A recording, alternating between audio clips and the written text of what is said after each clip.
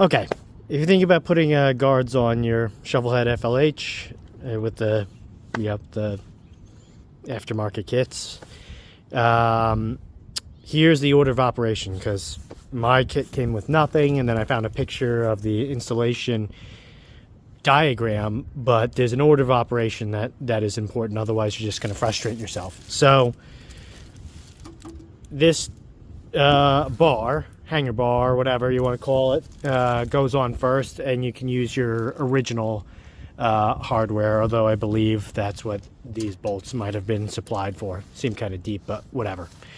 And you have your 2 bars, you have a bunch of hardware.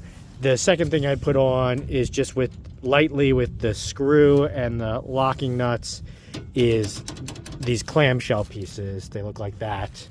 And the way it's shown in the image, this extra ridge, or this extra amount, is on the upside swing. So obviously you could install these either way if you're not careful, but at least that's what the diagram shows. So you just have these on, you don't have these on yet. And the trickiest part is this sort of order of operation. You're going to want to swing this bar forward in front of the fender and get the bars initially installed. So these aren't in at all, and it's these heavier bolts that go through here, and then there's lock nuts on the other side. You're going to want to make sure that's done, because you're fighting with space related to the actual saddlebag support. Your fender, which I had a glove stuffed in here to give me a little bit of space, but basically you want to get these back, the bars installed with the nuts and the lock nuts on this thing first, because it's going to be the hardest part. Then you'll also want to have this loose, or take this out, because you're supplied with these, I have another one, these hangers, or this rod that connects to your bumper and saddlebag support, and it replaces the spacers and whatnot that's in there and goes here. But this will jam things up, because it'll limit your forward and back motion on this, and this stuff will can get all hung up, so you'll have none of these screws installed yet.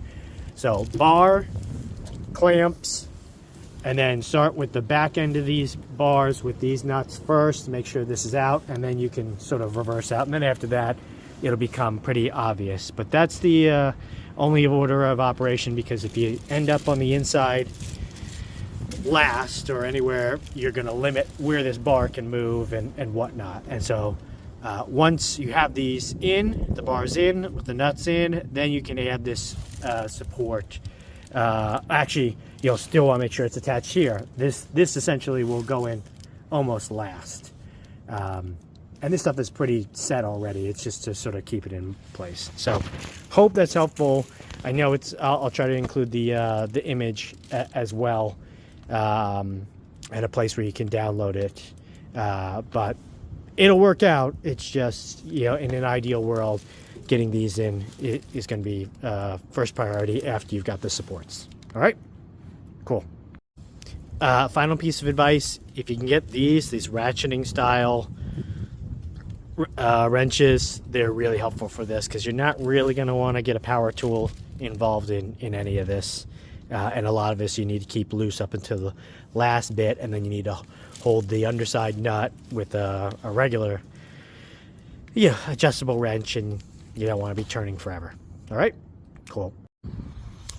Quick video about these guards. So added these in. I think they're nice.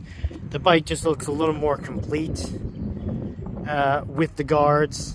Without it, because the bags are kind of plain, even when I've got the reflector coming in, and I've got a backup emblem. Even with that, they just kind of, I don't want to say it looks unfinished, but there's just not a whole lot going on towards the back. So not going full, Coney Island, bumpers, lights, all that sort of stuff. This is it for me. Only piece of advice I'll give you is, this side went on easy, and I have an installation video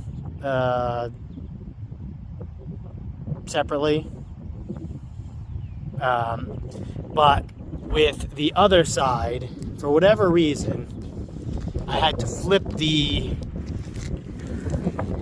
let's see if we can see it, the exhaust support bar that sticks out and goes all the way to the end there. Let's see, you can probably see it there. And mine's broken, so I got another one coming in. I had to flip that to make it work. Otherwise, where this meets, you can see down there, and I had to go to the inside of the support, in between. So it's in between the frame and the exhaust support, and then the exhaust support is flipped so it's coming outward, whereas on this side